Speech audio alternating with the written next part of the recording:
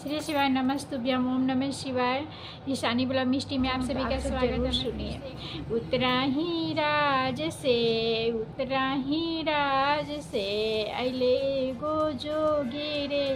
जान कंधे पे डमरू भस्म लपेट ले शिवाजी के सामान अले मोरे द्वार पे शिवजी के सामान अले मोरे द्वार पे भोर ही में निकले बजावे बसुरिया मनवा में जागल बाटे भक्ति के पंछिया मनवा में जागल बाटे भक्ति के पंछिया गोदावा में गंगा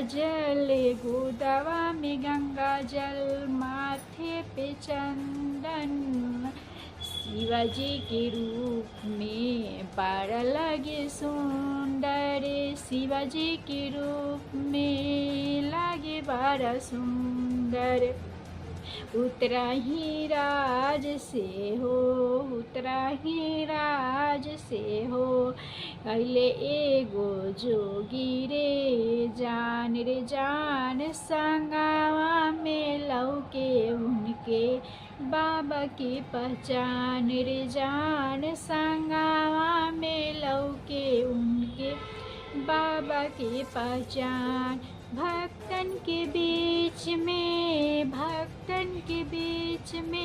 गावत रहे भजन भक्तन के बीच में गावत रहे भजन हर हर महादेव के गूंजे सब कीर्तन हर हर महादेव से गूंजे सब कीर्तन नाचे लकाशी झूमे अयोध्या बोले बम बम बम बम संग सिया जी के संग में बोले बम बम संग शिवा के संग में उतरा ही राज से हो अले जोगी रे जान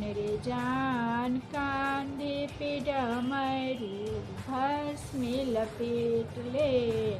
शिवाजी के सामान अले मोरे द्वार पे हर हर महादेव। आपको वीडियो पसंद आई तो एक लाइक ज़रूर कर दीजिए, चैनल सब्सक्राइब कर लीजिए, प्लीज़ मेरी मदद कीजिए आप सभी।